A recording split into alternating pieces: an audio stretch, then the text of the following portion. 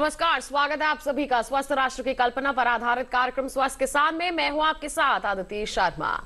दोस्तों, हम सभी चाहते हैं कि हम अपने बच्चे को सेहतमंद जिंदगी दे सके और जब जाएं तो अपने बच्चों के लिए एक बेहतर दुनिया छोड़कर जाएं, है ना।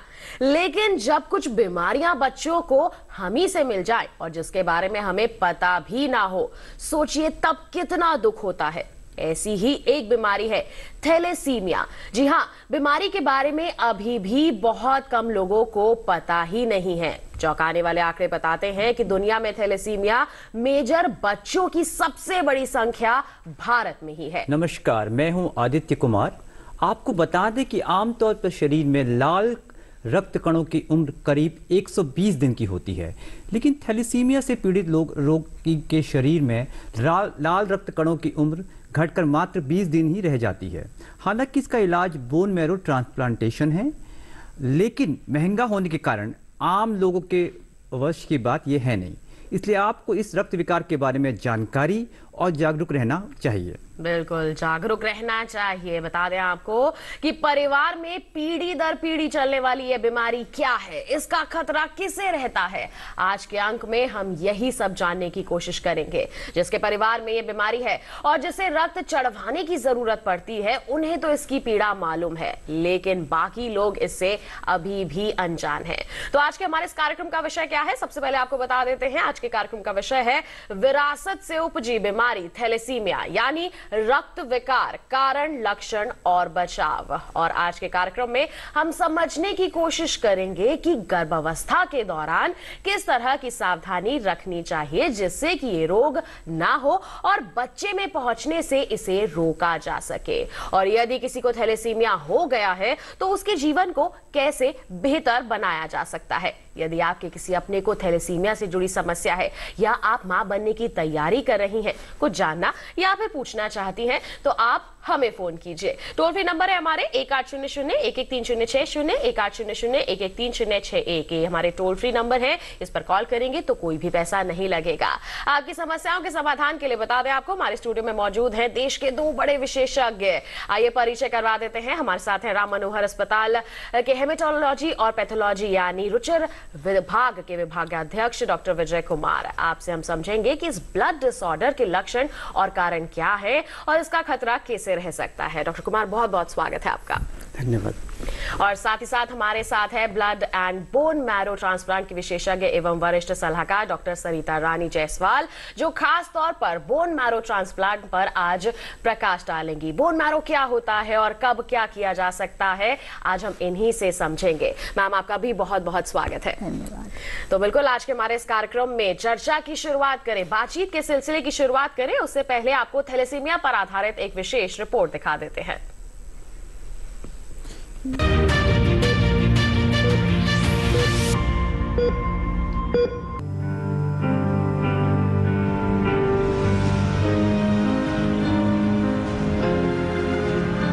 कहते हैं खून के रिश्ते बोलते हैं और माता पिता का ब्लड ग्रुप शिशु का ब्लड ग्रुप तय करता है।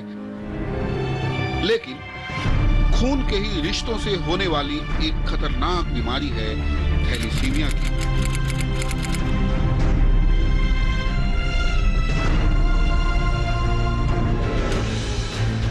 गौरतलब है कि मां के खून से शिशु के खून का संपर्क प्रसव के दौरान होता है। इसलिए यदि बात करें थैलेसीमिया की, तो थैलेसीमिया एक प्रकार का रक्त विकार है जो माता पिता से बच्चे में आता है। मानव शरीर में हीमोग्लोबिन बनाने वाले जीन्स होते हैं। शिशु को इसी जीन्स का एक भाग मां से और एक पिता से मिलता है। यदि बच्चे को दोनों के जीन्स ठीक मिलते हैं तो बच्चा पूरी तरह स्वस्थ होता है, और यदि माता या पिता दोनों में से किसी एक को माइनर थैलेसीमिया है भी, तो भी बच्चे को मेजर थैलेसीमिया होने की कोई संभावना नहीं होती। ऐसा रोगी सामान्य जीवन जीता है और उसे कभी भी इस बात का आभास नहीं होता कि उसके खून में कोई दोष है। लेकिन यदि पति पत्नी दोनों ही थैलेसीमिया माइनर से ग्रसित हों तो उनसे होने वाली संतान को थैलेसीमिया मेजर होने की पूरी संभावना होती है। ऐसे में रोगी का जीवन असामान्य हो जाता है और ग्रसित बच्चे को इसी तरह यातना भरी जिंदगी से गुजरना पड़ता है। मरीज को डिस्पेरल नामक इंजेक्शन दिए जाते हैं जिसे पूरा होने में 7 घंटे लगते हैं। साथ ही हर 3 सप्ताह में 1 बोतल खून देना भी जरूरी हो जाता है, जो जीवन पर्यंत तक चलता रहता है।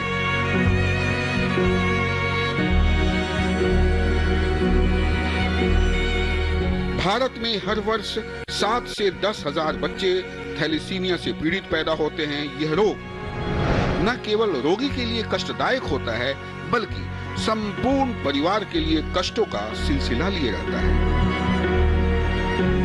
इस रोग में शरीर की हीमोग्लोबिन निर्माण की प्रक्रिया में गड़बड़ी हो जाती है। बता दें कि सामान्य रूप से जहां शरीर में रेड ब्लड सेल्स यानी लाल खून की उम्र करीब 120 दिनों की होती है, लेकिन थैलेसीमिया के कारण इनकी उम्र सिमटकर मात्र 20 दिन के ही रह जाते हैं। यहाँ यह भी जानना जरूरी है कि गर्भ में बच्चा ठहर जाने पर बच्चे के अंदर उचित मात्रा में यदि हीमोग्लोबिन नहीं पहुंचता तो बच्चा थैलेसीमिया का शिकार हो सकता है। लेकिन गर्भस्थ शिशु के रक्त परीक्षण से यह जाना जा सकता है कि बच्चा मेजर है या माइनर। हालांकि थैलेसीमिया माइनर के कोई खास लक्षण तो नजर नहीं आते। हाँ, कुछ रोगियों में रक्त की कमी या एनीमिया हो सकता है, लेकिन थैलेसीमिया मेजर की स्थिति जन्म के 3 महीने बाद दिखने लगती है। जैसे बच्चों के नाखून और जीभ के पीला पड़ जाने से पीलिया यानी जॉन्डिस का भ्रम पैदा हो जाता है। बच्चे के जबड़े और गालों में असमानता आ जाती है, उसकी ग्रोथ रुक जाती है और खून की कमी के साथ शरीर में आयरन की मात्रा भी घट जाती है। इससे शरीर की हड्डियों पर भी असर पड़ता है। बोन मैरो में डिसफंक्शन की स्थिति पैदा हो जाती है, बॉडी पार्ट्स डीएक्टिव हो जाते हैं, इम्यूनिटी वीक हो जाती है। इसलिए जरूरी है शादी से पहले पति पत्नी के खून की जांच कराकर होने वाले बच्चे को इस अनुवांशिक रोग से बचाया जाए। आप भी इस बीमारी के प्रति जागरूक रहें ताकि पीढ़ी दर पीढ़ी चलने वाली इस बीमारी को रोक सके। राजेश मिश्र, दूरदर्शन किसान।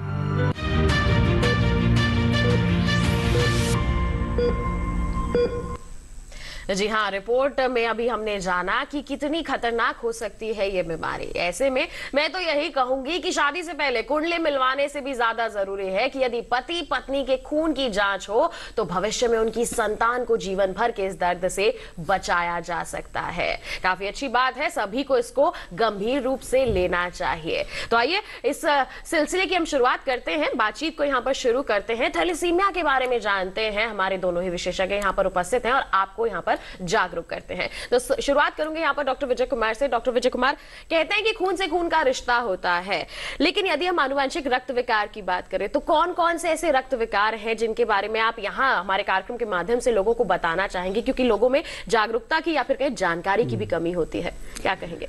पहले तो नमस्कार दर्शकों। और राजेश जी के रिपोर्ट से कम ये तो पता चल गया है कि ये थैलेसीमिया की बीमारी काफ़ी गंभीर है। जहाँ तक सवाल है आनुवंशिक बीमारियों का, तो थैलेसीमिया एक सबसे मुख्य बीमारी है, जैसे कि उन्होंने बताया भी है। उसके अलावा और भी काफ़ी सारी बीमारियां हैं जो रक्त की जो आनुवंशिकता से जुड़ी हुई हैं। जैसे एक, मैं इसको सरल भाषा में समझाऊं तो हमारे जो लाल रक्त कोशिका है, यदि आप देखेंगे तो ये दोनों तरफ से अवतल होती हैं आकार में, यानी बाइकनकेव। और लेकिन एक बीमारी होती है जो आनुवंशिक रूप से होती है, वो है सिकल सेल एनीमिया। उसमें यदि आप देखेंगे कि इनका जो शेप हो जाता है वो हंसिए के आकार का हो जाता है और ये काफ़ी इनकी जो लचीलापन है वो ख़त्म हो जाता है। तो दूसरी बीमारी जो बड़ी गंभीर बीमारी है उसको सिकल सेल एनीमिया कहते हैं। इसमें भी खून की कमी हो जाती है। अंतर सिर्फ इतना है कि जो थैलेसीमिया वाले जो मरीज हैं उसमें जो हीमोग्लोबिन बनता है वो तो नॉर्मल होता है, लेकिन क्वांटिटी में कम होता है। लेकिन सिकल सेल एनीमिया वाले जो मरीज हैं उनमें ये उनके जो स्ट्रक्चर हैं, यानी कि बनावट है और उनकी कार्यशैली है, दोनों में ही एबनॉर्मलिटी यानी कि उसमें गड़बड़ी आ जाती है। जहाँ तक सवाल है एक और बीमारी, मैं उसका नाम लूँ तो वो है हीमोफीलिया। इस हीमोफीलिया से भी बहुत ज़्यादा समस्या आ जाती है मरीजों में, क्योंकि इसमें जो सामान्यतः जब कट लगता है, कहीं भी कटता है, तो आप देखें कि खून रुक जाता है, उसमें थक्का जम जाता है, लेकिन जब ये बीमारी होती है तो खून जो है बहता ही रह जाता है। ये एक बड़ी गंभीर समस्या है। तो ये 3 प्रमुख रूप से जो बीमारियां हैं वो प्रभावित करती हैं आनुवांशिक रूप से। जी बिल्कुल। तो देखिए, थैलेसीमिया ही नहीं बल्कि अन्य यहाँ पर विकार भी हैं जो प्रभावित कर सकते हैं हमारे स्वास्थ्य को, जिनके बारे में अभी हमारे विशेषज्ञ ने यहाँ पर जागरूक किया है आपको। हम उम्मीद करते हैं कि अब आप इनके प्रति भी जानकारियां हासिल करेंगे और बिल्कुल सतर्क रहेंगे यहाँ पर। बिल्कुल आदित्य जी। बिल्कुल डॉक्टर विजय, आपसे ही मैं ये सवाल पूछना चाहूँगा। अगर हम आम माता पिता की बात करें तो हर माता पिता चाहता है कि उसका बच्चा स्वस्थ रहे और उनको कोई बीमारी ना हो। आपको क्या लगता है डॉक्टर साहब कि थैलेसीमिया के बारे में कितनी जागरूकता है आम माँ बाप के मन में? ये बहुत ही अच्छा सवाल किया आदित्य आपने, क्योंकि आजकल यदि देखा जाए तो आम जनता में बेहतर तो जागरूकता जरूर हुई है, लेकिन अभी भी काफी सारी चीजें हैं जिनको उन्हें बताने की आवश्यकता है। बिल्कुल उनको बताएंगे हम। डॉक्टर कुमार, माफ कीजिएगा आपको यहाँ पर रोक रही हूँ। कार्यक्रम के पहले कॉलर जुड़ गए हैं, उनका सवाल जान के उनकी समस्या का समाधान उन तक पहुंचा देते हैं, फिर हमारी इस चर्चा को हम यहाँ पर जारी रखेंगे। मध्य प्रदेश से राहुल सोनी जी हमारे साथ यहाँ पर फोन लाइन पर है। हेलो डॉक्टर साहब जी, नमस्कार, स्वागत आपका कार्यक्रम में। पूछिए अपना सवाल। ये जानना है, बोन मैरो के बारे में जानना है हमें। क्या जानना चाहते हैं बोन मैरो के बारे में? मस्कुलर डिस्ट्रॉफी है, बोन मैरो ट्रांसप्लांट से सही हो सकता है क्या? जी मैम, क्या कहेंगे? हाँ, आपको बोन मैरो ट्रांसप्लांटेशन एक बहुत बड़ी जटिल प्रक्रिया है। आपको समझना होगा कि ये कोई सर्जरी नहीं होती है। इसमें खून का जो स्टेम सेल है उसे बदला जाता है और इसे हम एलोजेनिक बोन मैरो ट्रांसप्लांट करते हैं। बट मुख्य भूमिका ये अदा करते हैं डोनर। सो आपको सबसे पहले डोनर की सुविधा के लिए, उपलब्धि के लिए जांच करवाना होगा। इसके लिए HLA टाइपिंग की जाती है, जिसके बारे में मैं अभी विस्तार से आपको जरूर बताऊंगी कि ये HLA का मिलान, HLA क्या होती है और ये मिलान क्यों जरूरी होती है। HLA का मिलान होने के बाद ही हम बोन मैरो ट्रांसप्लांटेशन की ओर बढ़ते हैं। आज के इस युग में हम आधे मैच से भी 50% जिनमें मैच हो, जैसे हम कोई भी बच्चा अपने माता पिता से 50% मैच होता है, या वो अपने भाई बहन से पूरी मैच भी होता है, या फिर आधा मैच होता है, या मिस मैच होता है। सो डोनर की अवेलेबिलिटी एक बहुत बड़ी भूमिका अदा करती है। सो सबसे पहले आप अपने फर्स्ट डिग्री रिलेटिव के HLA टाइपिंग करवाएं और संपर्क करें। बच्चे को 2 से 6 साल के बीच हो तो काफ़ी अच्छा है। इस समय यदि ट्रांसप्लांट कराया जाता है बोन मैरो ट्रांसप्लांटेशन तो उसके रिजल्ट काफ़ी अच्छे हैं। और यदि फैमिली में HLA का मिलान है, सो ऐसा देखा गया है, डेटा बताते हैं कि 90% केसेस में ये बच्चे ठीक हो सकते हैं। सो बहुत ज़रूरी है आप पहले HLA कराएं और हमसे संपर्क करें।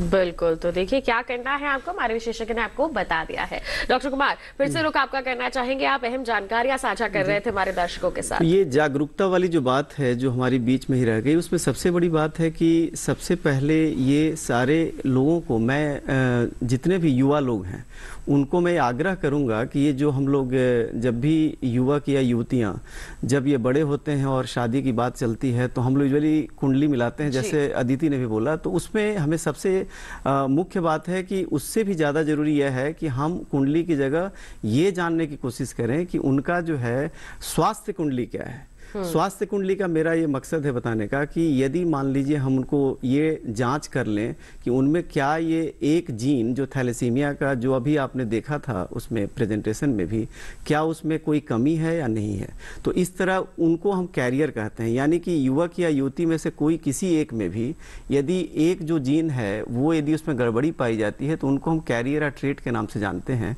और यदि जैसे ही ये पता चलता है तो जब वो शादी करें तो जो उनके पार्टनर हैं या जो युवक हैं तो युवती का, युवती हैं तो युवक का, उनका ये देखने की आवश्यकता है कि उनमें भी तो ये जीन की गड़बड़ी नहीं है। यदि नहीं है तब तो कोई दिक्कत ही नहीं है। ये तो हुई पहली बात। दूसरी बात है कि जब मान लीजिए अब आपको लगता है कि भाई वो तो हो नहीं पाया और इसमें जो है गड़बड़ी तो निकल गई, तो उसमें भी कोई घबराने वाली बात नहीं है, क्योंकि उसके बावजूद भी हम क्या करते हैं कि जब ये प्रेगनेंसी के समय में ये जांच पुनः हम करते हैं, और सारी जो हमारी जो गर्भवती महिलाएं हैं उनके ये एक इम्पॉर्टेंट पार्ट है उनके जांच का, जिसमें हम एंटीनेटल चेकअप में पहले इसकी जांच करते हैं कि उनमें क्या थैलेसीमिया की कोई बीमारी पहले से है या नहीं है। यदि उनमें है तो ये दर्शकगण याद रखें कि तब हम उनके जो पति हैं उनकी भी जांच करते हैं, और यदि उनकी जांच सही पाई जाती है और महिला की जांच में कोई प्रॉब्लम है तब कोई दिक्कत की बात नहीं है, क्योंकि ट्रेट कोई ऐसी चीज़ नहीं है जिसकी वजह से किसी तरह की परेशानी हो। बिल्कुल, कुंडली मिलाने से बेहतर आपने डॉक्टर साहब बताया कि अगर हम रिपोर्ट्स, मेडिकल रिपोर्ट्स का मिलान कर लें तो आने वाले वर्षों में दिक्कतें से हम बच सकते हैं। डॉक्टर सरिता, आपका रुख करना चाहेंगे। मैम, थैलेसीमिया मेजर की जो समस्या है हमारे भारत के बच्चों में काफ़ी संख्या में देखी जाती है, इस बारे में आप क्या बताना चाहेंगे हमारे दर्शकों को? यह है कि लोगों को अवेयरनेस की अभाव है, जहाँ तक मुझे लग रहा है, क्योंकि हमारा पहला उद्देश्य है कि हम इसे होने ही नहीं दें, इसको पहला स्टेप पे ही हम रोकें। रोकने के लिए ज़रूरी है, जैसा कि अभी के पहले के डिस्कशन में डॉक्टर विजय ने बताया, कि कुंडली मिलान की जगह सिर्फ और सिर्फ प्लीज़ आप लोग हीमोग्लोबिन इलेक्ट्रोफोरेसिस की जांच कराएं। यदि कोई भी एक माता या पिता यदि कर रहे हैं, यदि थैलेसीमिया ट्रेट को कैरी कर रहे हैं, तो अदर स्पॉस की थैलेसीमिया की जांच कराना बहुत ज़रूरी है। और यदि दोनों थैलेसीमिया माइनर हैं तो 25% चांस है कि वो बच्चे में आने की संभावना है। इसके लिए प्रॉपर टेस्ट प्रेगनेंसी कंसीव बच्चे को करने के पहले कराएं, और यदि हुआ है तो विदिन 6 वीक्स देयर आर बहुत सारे टेस्ट अवेलेबल हैं। मेनली 2 टेस्ट आप अपने ऑब्स्टेट्रिशियन से बात करें, जिसमें कोरियोनिक विलाई की सैम्पलिंग होती है, उसके द्वारा पता चलता है, और दूसरी होती है एमनियोसेंटेसिस। उसी स्टेज पे ही आप पता करें, और ये सारी डिसीजन फर्दर उसे कैरी करना है या क्या करना है, ये बहुत सोच समझ करके उसकी आगे प्रक्रिया करें। जी बिल्कुल। तो यहाँ पर एक बात ऐड करना चाहूँगा। डॉक्टर साहब ने जैसा बताया कि ये जो है, इसमें जैसे मैंने पहले भी कहा, डरने की ज़रूरत नहीं है। और जैसे मान लीजिए प्रेगनेंसी के दरमियान ये पता भी लग जाता है, तो उसमें chorionic villus biopsy first trimester में जैसे कर लेते हैं, या फिर हम अपना उसके आगे भी, जैसे मान लीजिए उसके बाद भी लगता है कि ड्यूरेशन बढ़ जाता है, तो उसके बाद भी जो है हम उसमें कॉर्ड ब्लड ले लेते हैं। एमनियोसेंटेसिस का मतलब ये हुआ, मैं आम दर्शकों के लिए थोड़ा बताना चाहूँगा कि जो बच्चे हैं जो हमेशा जो है तैरते रहते हैं एक तरह के द्रव्य पदार्थ में, उसको हम लोग एमनियोटिक फ्लूइड कहते हैं, और उसी से उसके अंदर जो उनके कोशिकाएं होती हैं वो जाती रहती हैं। उन कोशिकाओं को हम यदि लेके उनका डीएनए निकाल के देखें तो हम उससे भी पता लगा सकते हैं, और ये अब जो है बड़े सेंटर्स में उपलब्ध हैं, जिससे कि उस स्टेज पे भी हम रोक सकते हैं, ये पता लगा के यदि बच्चे में थैलेसीमिया है या नहीं है। और एक आखिरी बात कह के मैं अपनी बात समाप्त करूंगा कि मान लीजिए आपको लगता है कि उसमें भी पता नहीं लगे, तो उसमें हम एक नई अब तकनीक आ गई है जिसको हम डीएनए सीक्वेंसिंग कहते हैं। कम से कम 100 में से 2 या 3 लोगों में उसको करने के बावजूद, जो हमने बताया कोरियोनिक विलस बायोप्सी या फिर कॉर्ड ब्लड के सैंपल जो हमने किया या एमनियोसेंटेसिस नहीं पता लगा, उस केस में हम लोग जो है डीएनए सीक्वेंसिंग करते हैं और उसमें पता लगा लेते हैं। उससे आप काफी क्लियरिटी आ जाती है। जी, उसमें कोई कंफ्यूजन की जरूरत। डॉक्टर साहब, हमारे साथ एक दर्शक जुड़ चुके हैं, आइए उनसे बातचीत कर लेते हैं। दर्शक हमारे हैं मध्य प्रदेश से, आपका बहुत बहुत स्वागत है हमारे कार्यक्रम में। अपना सवाल पूछिए। आपका नाम बताइए। नूरत सिंह बोल रहे हैं मध्य प्रदेश से। अच्छा जी, नमस्कार, अपना सवाल पूछिए। हमारे डॉक्टर साहब आपको सुन रहे हैं? हाँ, सुन रहा हूँ। हाँ, सवाल पूछिए। हाँ जी, नूरत सिंह जी।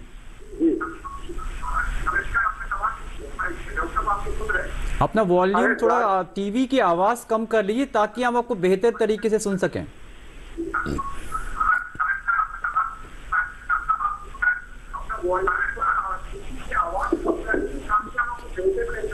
नूरज जी, हमें आपकी आवाज नहीं मिल रही है, आपकी टीवी की आवाज हम तक पहुंच रही है। आप अपना सवाल पूछे। अपना सवाल पूछें, क्या जानना चाहते हैं आप? अरे जो खून की जांच कराते हैं, जो AB ग्रुप होता है, इसका नाम है थैलियो।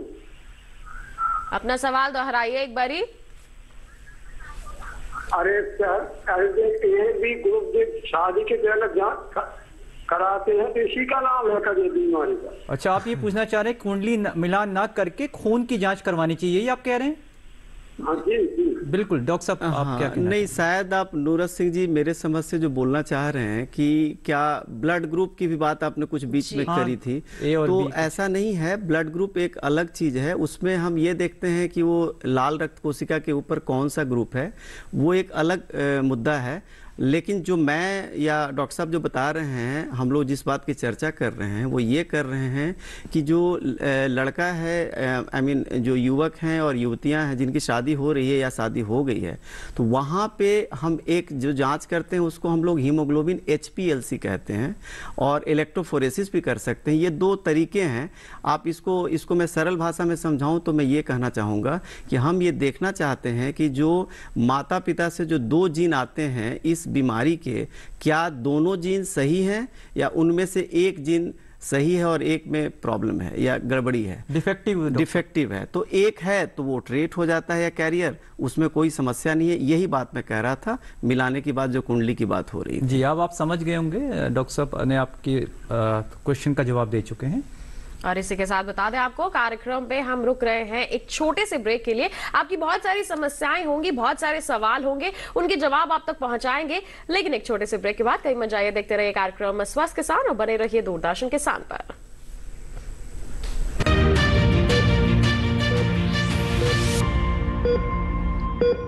लहलहाती फसल, भरे पूरे खेत खलिहान, हर किसान का बस यही अरमान। लेकिन प्रकृति पर किसका जोर?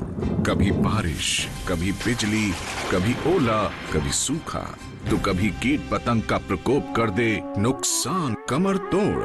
भैया खेती में तो जोखम रहता ही है, अब क्या करें? अब प्रकृति का कोनो उपाय है का? प्रकृति का तो नहीं, मगर नुकसान का उपाय है। अच्छा? हाँ, AIC से फसल बीमा। फसल बीमा? मतलब मामूली सा प्रीमियम दो और बड़ी चिंता से मुक्ति पाओ। अरे वाह! AIC से अपनी जरूरत अनुसार कोई फसल बीमा चुने, जैसे प्रधानमंत्री फसल बीमा योजना। बुआई से लेके कटाई तक प्राकृतिक आपदा से सुरक्षित रहे किसान। भरपाई हो पूरी अगर फसल का हो नुकसान, जब AIC का है साथ तो ना डर ना फिक्र की बात। Agriculture insurance company of India limited, AIC। पशुओं की सुरक्षा का पहरेदार, माटी का लाल, जन धन का रक्षक, अपना पशु चिकित्सक। रविवार शाम 6:30 बजे सिर्फ DD किसान पर।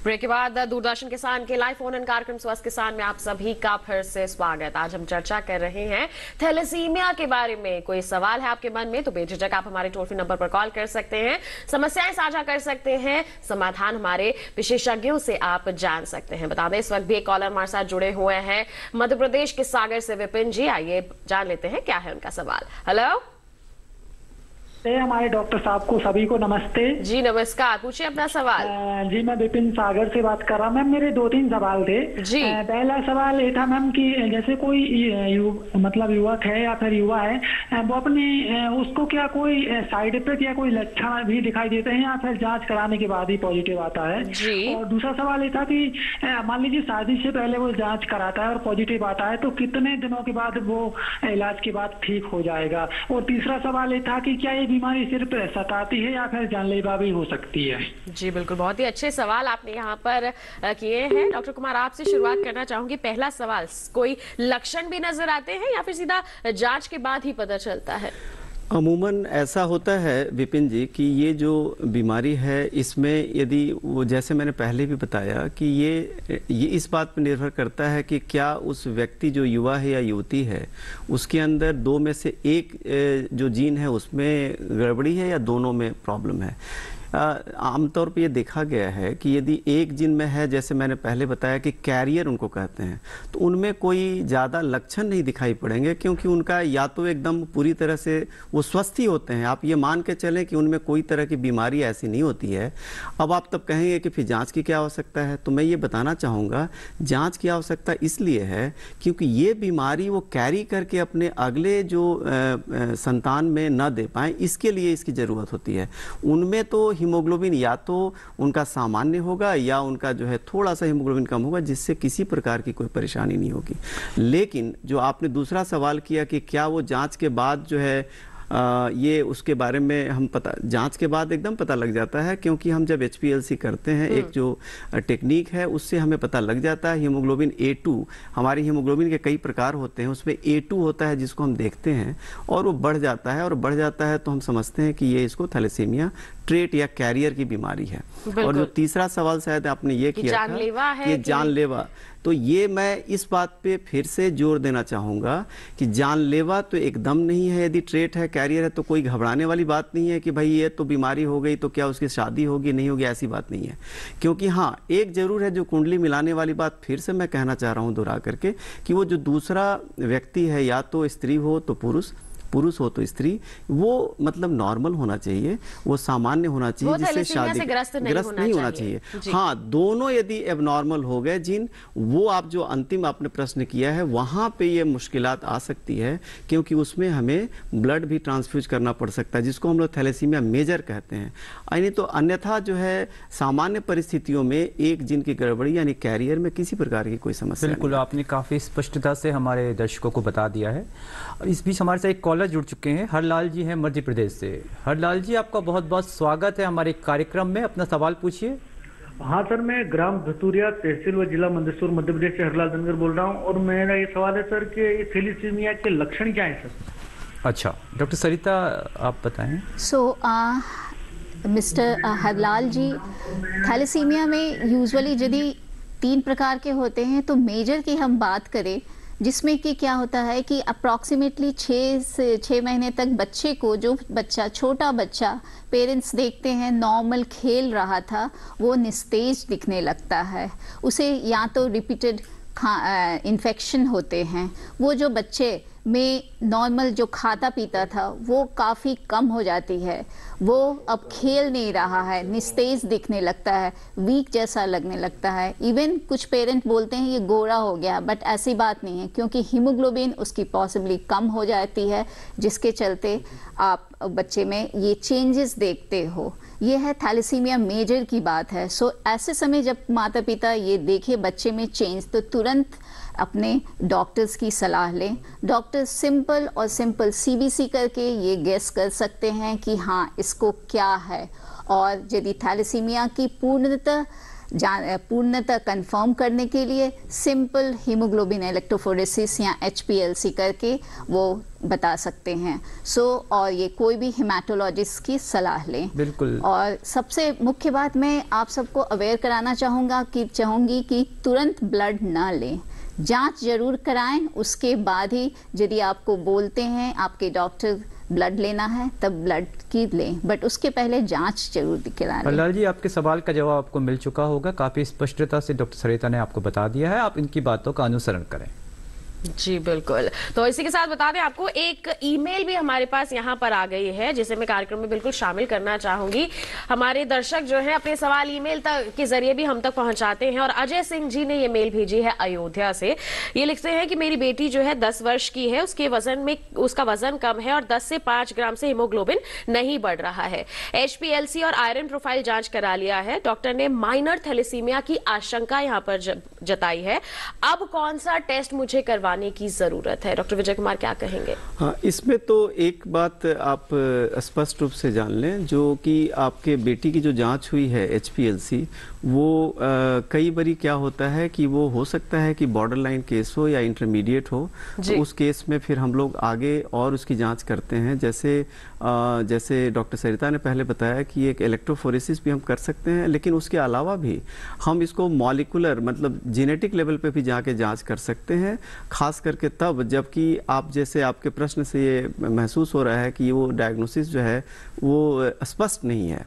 स्पष्ट नहीं है का मतलब होता है कि जब A2 जो जैसे मैंने पहले बताया वो यदि ज़्यादा बढ़ा हुआ नहीं है, अमूमन ये 5% या 6% से ऊपर हो जाता है, बीच के रेंज में जब आता है जिसको हम इनडिटर्मिनेट कहते हैं, उस केस में या उस अवस्था में हम लोग इसको मॉलिक्यूलर जांच भी कराते हैं।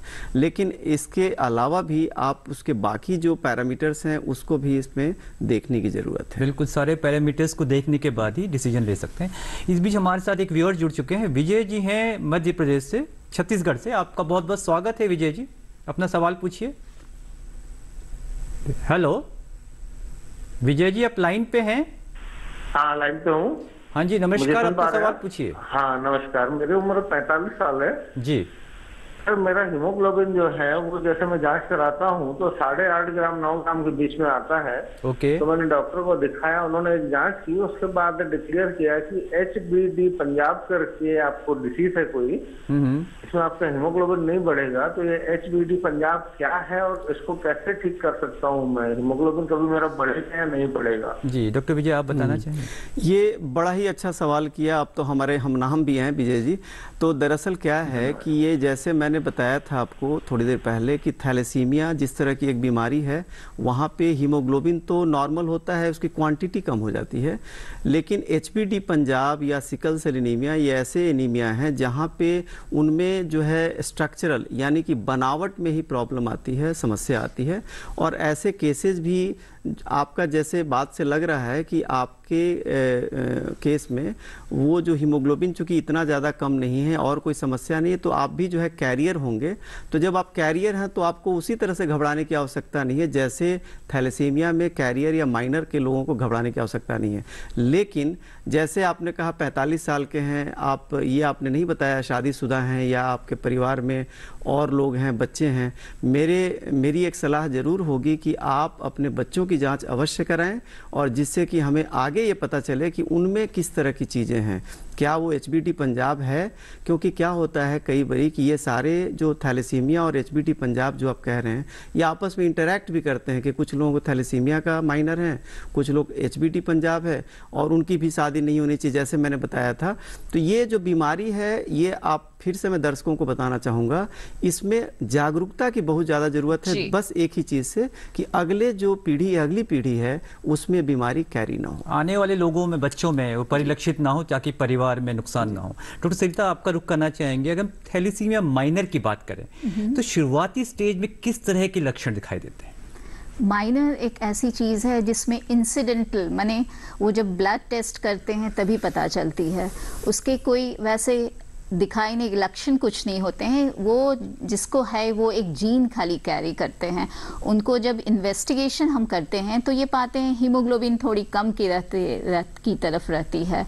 सो उनमें ऐसे कोई लक्षण नहीं आएंगे, सिर्फ जीन कैरी करेंगे। माइनर को बहुत ज़रूरी होता है कि जब वो आगे अपनी फैमिली जब बढ़ाते हैं तब उस समय के लिए वो काफ़ी इम्पोर्टेंस रहता है।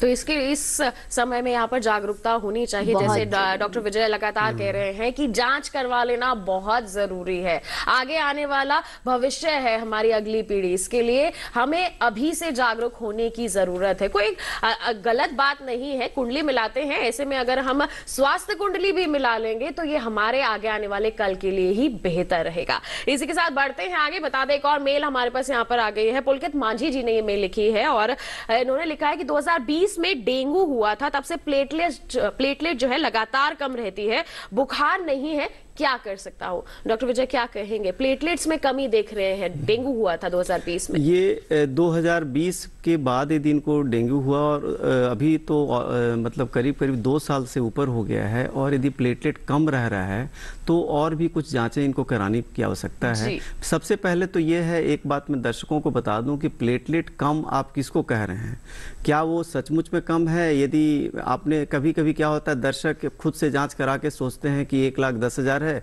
और 1.5 लाख के नीचे है तो ये कम है। लेकिन ऐसा है कि जो मशीनों से जांच होती है उसमें जो है कभी उन्होंने कम दिया तो हम मान लेते हैं। तो मेरा ये मानना है कि पहले आप किसी भी डॉक्टर या चिकित्सक से संपर्क करें, उस प्लेटलेट की जो कितनी वैल्यू आ रही है उसको कंफर्म करवाएं, और यदि ये सचमुच में कम आ रही है तो उसके और भी कुछ जांच करने पड़ेंगे। क्या ये कोई ITP है या कोई और भी बीमारी है, कहने का मकसद मेरा ये है कि ये इसकी एक, यदि आपका ये जो प्लेटलेट है ट्रूली यदि लो है यानी सचमुच में कम है तो डॉक्टर के पास संपर्क करके और उसको आगे की जांच करानी। बिल्कुल डॉक्टर साहब, प्लेटलेट्स को लेकर हम देखते हैं आमतौर पे हमारे जितने लोग हैं समाज में काफ़ी क्वेश्चंस, उनके सवाल दिमाग में रहते हैं। मैडम एक हमको ईमेल आई है, आपका रुख करना चाहेंगे। विजय कुमार जी हैं हरदोई से। उनका सवाल है कि उनकी मदर का, उनकी माँ का बार बार ब्लड कम हो रहा है, प्लेटलेट्स भी डाउन हैं, इंजेक्शन उनको लगवाने पड़ते हैं, तो आपका क्या सुझाव रहेगा उनको? बहुत ज़रूरी है ऐसे सिचुएशन में उनका प्रॉपरली जांच हो। जांच मतलब ब्लड तो जो जांच हो रही है, उसके अलावा इनकी बोन मैरो का जांच जरूरी है। Bone marrow aspiration and bone marrow biopsy की इस जगह पे ज़रूरत है। और बोन मैरो एस्पिरेशन जो आएंगे, जो लिक्विड आते हैं, उनमें कुछ स्पेशल टेस्ट की ज़रूरत है। क्योंकि ये दूसरी तरफ एजेड व्यक्ति को थोड़ी दूसरी तरफ रोग, जिसको पॉसिबली माइलोडिस्प्लास्टिक सिंड्रोम बोलते हैं, उस तरफ जा रहा है। सो इसके लिए प्रॉपर जांच कराएं, इसे इग्नोर ना करें। जी, जांच की आवश्यकता है, जैसा कि डॉक्टर साहब आपको बता रहे हैं। आप एक छोटी सी बात मैं इसमें जोड़ना चाहूँगा आदित्य जी कि इसमें जैसे डॉक्टर सरिता ने कहा, इसमें जांच तो कराएं ही। कभी कभी क्या होता है, जो मेरे अनुभव में ये देखा है मैंने, कि जो ओल्ड एज के उम्र दराज व्यक्ति होते हैं, महिलाएं होती हैं, तो वो अपने खाने पीने पे भी ध्यान नहीं देती हैं।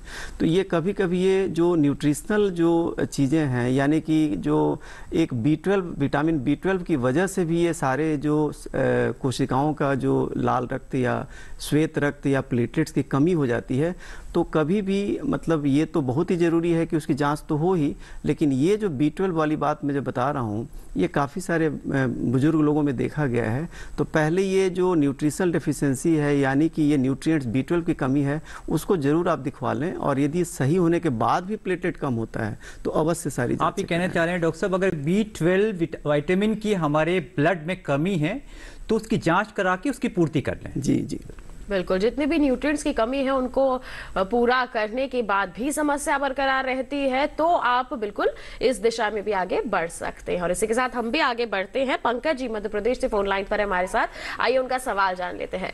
हेलो पवन जी, आपको आवाज मिल रही है हमारी? हेलो जी नमस्कार, स्वागत आपका कार्यक्रम में, पूछिए अपना सवाल। जी हेलो जी पवन जी, अपना सवाल पूछिए, टीवी पर ध्यान मत दीजिए। हाँ जी, पंकज शर्मा बोल रहा हूँ। जी अपना सवाल पूछिए। जी सर, 2003 में हाँ एनीमिया के कारण हमारा बॉम्बे में टेस्ट हुआ था, पूरा ब्लड का, डॉक्टर MD अग्रवाल ने किया था। और उसमें फिर बाद में ब्लड में तो कोई दिक्कत नहीं निकली, लेकिन वो सीवियर एनीमिया अभी भी कंटिन्यू है। सीवियर एनीमिया की स्थिति है? जी जी जी जी। और फाइनल डिफेक्शन वो क्रोन्स डिजीज निकली, इंटेस्टाइन की प्रॉब्लम है। जी डॉक्टर सरिता, क्या कहना चाहेंगे ऐसे केस में? आई थिंक मैंने गल सही सुना, क्रॉन्स डिजीज बोल रहे हैं। हाँ, सो ऐसे सिचुएशन में आपका हीमोग्लोबिन जो है, आपको प्रॉपर उसकी जांच करके प्रॉपर ध्यान देनी पड़ेगी। आपके खान पान में ध्यान देना पड़ेगा और उसमें आप प्रॉपर प्रिकॉशंस लेंगे। लाइक आपको क्या ग्लूटेन से प्रॉब्लम है या ग्लूटेन फ्री डाइट बेसिकली इसमें कही जाती है, आप ग्लूटेन फ्री डाइट का इस्तेमाल करें और जो जो आपके डॉक्टर सलाह दें उसकी और आगे बढ़ें। जी डॉक्टर साहब, आप ग्लूटेन तो गेहूं में पाया है, तो आप उसी का जिक्र कर रही हैं। हाँ जी, डॉक्टर साहब अगर हम सीलियक डिजीज, जी सीलियक जो है जी, उसको गेहूं ना लेना ही उसका एक उपचार होता है जहाँ सो उसमें ग्लूटेन फ्री हमारे देश में अब ये ऐसे बहुत सारे आटे जो होते हैं वो ग्लूटेन फ्री आ रहे हैं। और ब्रेड का आपके न्यूट्रिशन से एक न्यूट्रिशनलिस्ट जो है उनसे आप सलाह लें, वो सारा बताएंगे आपको क्या क्या नहीं खाना है, बेसिकली आपको उसको अवॉइड करना है, उसको नहीं लेना है। डॉक्टर साहब, अगर बोन मैरो ट्रांसप्लांट की बात करें तो इस मामले में आप क्या बताना चाहेंगे, होता क्या है, उसका किस प्रक्रिया क्या होती है, हमारे दर्शक ये जानना चाहेंगे। ये बहुत अच्छा सवाल पूछा आपने, क्योंकि थैलेसीमिया जहां हम बात कर रहे हैं, यदि बच्चे को हो ही गया है सारे प्रिकॉशंस लेने के बाद, सो इसके दो उपाय होते हैं, या तो आयरन खून चढ़ाया जाए और आयरन क्लीशन किया जाए, और यदि क्यूरेटिव ऑप्शन है तो सिर्फ और सिर्फ बोन मैरो ट्रांसप्लांटेशन है। सो बोन मैरो ट्रांसप्लांटेशन एक सेलुलर प्रक्रिया है, ऐसा कोई नहीं है जैसा लोग समझते हैं कि एक सर्जिकल प्रोसीजर नहीं। इसमें क्या है कि आप एक सेल देते हो, सेल के द्वारा ही जो व्यक्ति का खराब सेल को मारा जाता है और अच्छे सेल दे करके उसमें एक स्टेम सेल दे करके एक नया इम्यून सिस्टम और नए सेल की ग्रोथ की जाती है। सो इसको हम प्रॉपरली 3 भाग में डिवाइड करते हैं कि शुरू में कंडीशनिंग देते हैं, कीमोथेरेपी। जैसे आप एक बंजर ज़मीन में आपको उपजाऊ बनाना है, सो आपको दवा से और हो सके छोटी मोटी रेडिएशन से इम्यून सिस्टम उसको बोन मैरो को एम्प्टी किया जाता है। फिर हम उसमें स्टेम सेल डालते हैं, बीज डालते हैं, और यह बीज जैसे टाइम लगेगा ग्रोथ होने में, तो इस दौरान उनको यूनिट में, प्रॉपर यूनिट में रख करके इन्फेक्शन ना हो, क्योंकि बोन मैरो तो खाली हो गया है। सो हम ऐसे समय में पेशेंट्स को एक बबल में रखते हैं जहां कोई भी तरह की इन्फेक्शन नहीं हो, क्योंकि आपको समझना होगा ऐसे समय में बोन मैरो खाली है और हम में उस पेशेंट्स में प्रतिरोधक क्षमता एकदम 0 हो गई है, और ऐसे समय में उसे जो हम पानी देते हैं वो भी प्योर देते हैं। जो हवा आती है उसके लिए एक स्पेशल यूनिट बनाया जाता है, वहाँ से आते हैं। खाने भी जो हम देते हैं उसे माइक्रोवेव करके देते हैं, और इस ऐसे परिस्थिति में अराउंड हमें 15 से 20 दिन पेशेंट्स को रखना पड़ता है, क्योंकि जो हमने स्टेम सेल दिया है वो ग्रोथ हो करके धीरे धीरे पहले अपने पॉपुलेशन बढ़ाएंगे, फिर उनमें मैचुरेशन होंगे, फिर सेल में आएंगे। सो इस तरह से एक आप टाइट रोप पे चल रहे हो। सो यही एक स्थिति होती है, बहुत क्रिटिकल अवस्था होती है, और इस समय प्रॉपर ध्यान दे करके हम सारे टीम, बेसिकली ये जो ट्रांसप्लांटेशन है किसी एक की मेहनत नहीं है, ये पूरी टीम की मेहनत के दौरान फिर हम उसे, जब पेशेंट्स का नॉर्मल सेल आता है जो कि डोनर डिराइव्ड होता है, इसमें आपको ध्यान रखना होगा कि इन्फेक्शन ना हो इवन आफ्टर ट्रांसप्लांटेशन, और भी उसको कोई सी तरह की इन्फेक्शन ना हो। बिल्कुल, तो आफ्टर ट्रांसप्लांटेशन किस तरह की सावधानियां सभी को बरतनी है जिससे हमारा शरीर जो है बिल्कुल स्वस्थ बना रहे, डॉक्टर सरिता से इसके बारे में विस्तार से जानेंगे। लेकिन अभी रुक रहे एक छोटे से ब्रेक के लिए। कई मत जाइए, देखते रहिए हमारा लाइव फोन कार्यक्रम स्वस्थ किसान, और बने रहिए दूरदर्शन किसान पर।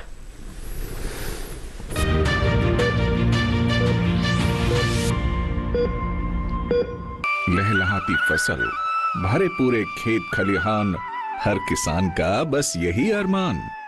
लेकिन प्रकृति पर किसका जोर? कभी बारिश, कभी बिजली, कभी ओला, कभी सूखा, तो कभी कीट पतंग का प्रकोप कर दे नुकसान कमर तोड़।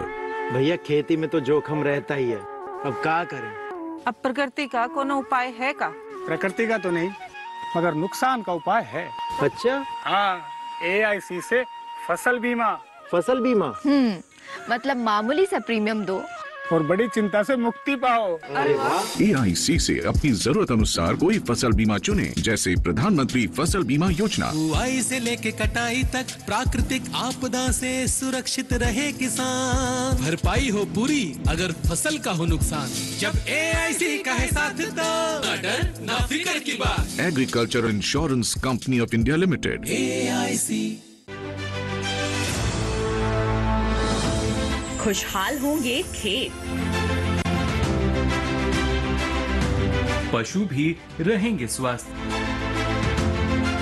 सरकारी स्कीम का होगा लाभ, जब एक्सपर्ट्स का मिलेगा साथ, किसानों के सवाल, विशेषज्ञों के जवाब, अब सिर्फ एक फोन कॉल पर। देखिए अपना खास प्रोग्राम। हमारे टोल फ्री नंबर हैं 1800-113060, 1800-113061। हेलो किसान, सोमवार से शुक्रवार शाम 6 बजे सिर्फ दूरदर्शन किसान पर।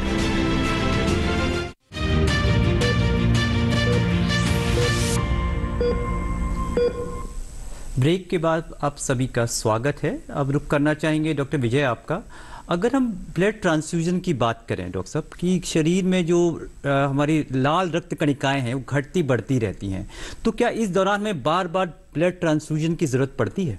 इस बारे में आप क्या बताना चाहिए? वो ये इस बात पर निर्भर करता है कि वो इसका जो इंडिकेशन है वो क्या है। जैसे मान लीजिए, ये सबसे पहले तो हम ये जान लें कि खून की जो कमी है, जैसे आपने बताया, ये थैलेसीमिया के अलावा मैं एक मुद्दे पे और ध्यान दर्शकों का खींचना चाहूँगा कि ये एक हमें ये जैसे थैलेसीमिया तो आज हमने टॉपिक लिया ज़रूर है, लेकिन ज़्यादातर केसेज में ये देखा गया है कि आयरन की एक कमी होती है, जिसकी वजह से भी खून की कमी काफ़ी हो जाती है इन लोगों में। और रहा सवाल जो रक्त कणिकाओं के टूटने का, वो तो आयरन की कमी में नहीं होती है, लेकिन ये थैलेसीमिया के अलावा एक हीमोलिटिक एनीमिया, ये मतलब एक अलग किस्म की जो खून की कमी है वहाँ होती है। अब इनमें जो रक्त कणिकाएं हैं, जैसे पहले भी आपने देखा होगा उसमें शुरू के प्रेजेंटेशन में कि 120 दिन जो इनका उम्र होता है वो घट के 20 दिन जब हो जाता है, तो ये खून के कणिकाओं के टूटने की वजह से बहुत सारे परेशानियां हो सकती हैं। जैसे आप देखेंगे कि जो हमारी प्लीहा है या तिल्ली है वो बढ़ सकती है, जिसको हम लोग स्प्लीन कहते हैं। होता क्या है कि जब ये रक्त कणिकाएं टूटती हैं तो ये जो तिल्ली है वो एक रिजर्वायर का काम करता है, मतलब सारी जो रक्त कणिकाएं हैं वहीं जा कर के टूटती हैं, जिसकी वजह से ये जो है प्लीहा बढ़ जाता है। और भी परेशानी ये होती है मरीजों में कि इसमें जो है शरीर में पीलापन आ जाता है, जिससे जॉन्डिस की समस्या भी आ सकती है। तो ये थैलेसीमिया में उन्हीं लोगों में होता है जिसमें, जैसे हमने पहले किया था, कैरियर में ये समस्या नहीं आती है, और ये अमूमन इंटरमीडिया या थैल मेजर में ही आती है। बिल्कुल जी बिल्कुल। तो देखिए क्या हो सकती है परिस्थिति, विशेषज्ञ ने बता दिया है। इसी के साथ हम बढ़ते हैं आगे। मध्य प्रदेश से ही हमारे साथ VS Tiwari ji phone line पर जुड़ गए हैं, उनकी क्या समस्या है आइए जान लेते हैं। Hello hello. हाँ जी जी जी नमस्कार, स्वागत है आपका कार्यक्रम में। क्या सवाल है आपका? मैम मेरे को लगभग 15-16 साल का था जी, तब से मेरा 8, 8.5 या 9 ग्राम डिटेक्ट होता रहा है खून, हीमोग्लोबिन, मतलब कि हीमोग्लोबिन। और अभी कुछ दिन पहले डॉक्टर ने सजेस्ट किया कि आप इलेक्ट्रोफोरेसिस करवा लीजिए, तो मैंने करवाया। तो उसमें बीटा कैटेगरी, कोई बीटा कैटेगरी कहलाती है, तो वो डिटेक्ट हुआ है थैलेसीमिया जी इलेक्ट्रोफोरेसिस में। बिल्कुल। तो डॉक्टर विजय क्या कहना चाहेंगे, कोई सवाल आप इनसे पूछना चाहेंगे? तिवारी जी, मेरा जो पहला सवाल होगा कि आप इसमें सबसे पहले तो आप 16 साल पहले बता रहे हैं, ये उम्र कितनी है अभी आपकी? मेरी उम्र है 34। तो आप शादीशुदा हैं? नहीं अभी नहीं। हाँ, तो ये तो आप तो एकदम आइडियल या आदर्श, मतलब हम लोगों के इस पूरे, यदि हम कहें कि जो पूरे प्रोग्राम के आप आइडियल कैंडिडेट हैं, जिसकी बात हम बार बार किए जा रहे हैं, स्वास्थ्य कुंडली की बात। देखिए आप ट्रेट हैं, तो पहली चीज़ तो है कि कोई घबराहट की ज़रूरत नहीं है, क्योंकि ये ऐसी कोई बीमारी है ही नहीं, पहली बात। तो ये आपको कोई बीमारी नहीं है। हाँ, आप ये जरूर कह रहे हो कि तो फिर हीमोग्लोबिन कम क्यों रहता है? तो हीमोग्लोबिन कम है, उसकी वजह है कि एक जीन में प्रॉब्लम है, तो स्वाभाविक है कि थोड़ा कमी रहेगी, लेकिन आपको दिनचर्या में और आगे आने वाले समय में तो कोई परेशानी नहीं होने वाली है। लेकिन इसी के साथ मैं ये कहना चाहूँगा कि जब आप अपना दाम्पत्य सूत्र में बंधेंगे, तो जो आप उसमें जो लड़की के अंदर ये है या नहीं, इस चीज़ की ज़रूर जांच परख कर लें, क्योंकि वो बड़ा ज़रूरी है, क्योंकि आगे आने वाली पीढ़ी जो है इससे प्रभावित ना हो, इस बात की ज़रूरत ज़्यादा है। बिल्कुल डॉक्टर साहब, आपने बिल्कुल सही कहा कि ये हमारे ऐसे दर्शक हैं जो कि जागरूक हैं और अवेयर होने की वजह से वो एहतियात भी ले रहे हैं कि आने वाले वर्षों में परिवार में किसी तरह की कोई दिक्कत ना आए। डॉक्टर सरिता, आपका रुख करना चाहेंगे, अगर बोन ट्रांसप्लांट की बात करें तो बोन ट्रांसप्लांट में डॉक्टर साहब केवल 20 से 30% लोगों को ही डोनर मिल पाता है। ऐसी स्थिति क्यों है और ऐसी स्थिति में क्या किया जा सकता है? ये तो बहुत अच्छा सवाल पूछा है आपने, क्योंकि डोनर की अवेलेबिलिटी रहेगी तभी ट्रांसप्लांटेशन होगा। एज हम अपने, ये हमारा साइंस बताता है कि हमारा फैमिली में यदि मेंडेलियन लॉ ऑफ इनहेरिटेंस बहुत छोटे में हम लोगों सबने पढ़ा होगा, तो उसके अनुसार सिर्फ और सिर्फ 20% केसेस में ही मिलान होगा, क्योंकि जब एक हम हाफ जीन अपने पेरेंट्स से और एक माँ से एक पापा से कैरी करते हैं। सो उसमें संभवतः 25% चांस होता है कि 25% हम अपने भाई बहन से मैच हो सकते हैं, 25% चांस है कि हम मिस मैच हो सकते हैं।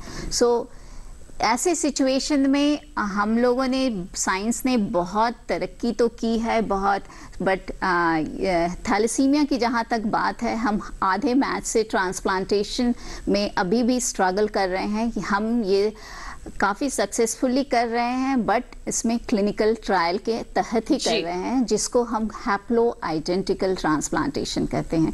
जैसा मैंने बताया कि हम अपने भाई बहन से भी आधे मैच, माने एक में आप 50% अपने फादर से मैच हैं और 50% माँ से मैच हैं, और उसी तरह में अपने 50% आप जिस भाई बहन से मैच होते हैं। सो वैसे में क्लिनिकल ट्रायल के तहत ही हम कर रहे हैं। हालांकि रिजल्ट्स अच्छे हैं, बट हमें अभी और कुछ दिन वेट करके हम काफी सक्सेसफुल इस दिशा में भी आगे जरूर बढ़ेंगे। बिल्कुल, हम भी बढ़ते हैं आगे। कुरुक्षेत्र से मोनिका जी फोन लाइन पर जुड़ गई हैं, उनका क्या सवाल है आइए जान लेते हैं। हेलो हेलो जी, नमस्कार, स्वागत आपका कार्यक्रम में। क्या है आपका सवाल? मैम, जैसे एक बच्चा है 5 साल का जी।